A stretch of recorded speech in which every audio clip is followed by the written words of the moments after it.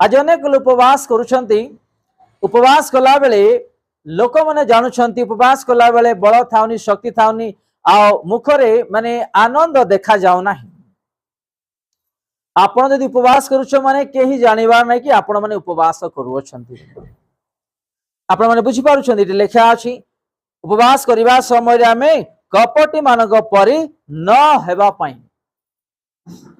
उपवास कला बेले शैतान मन को परिवार द्वारा अशांति करेबो, स्वामी स्त्री द्वारा अशांति आसीबो, पिलान को द्वारा अशांति आसीबो, अन्य विषय गुडा कम जदि उपवास भांगी देबा उपवास न करिबा शैतान को इच्छा नहीं। कारण उपवास करिबा समय रे के जानिबार ना कि ये उपवास अछि बोली।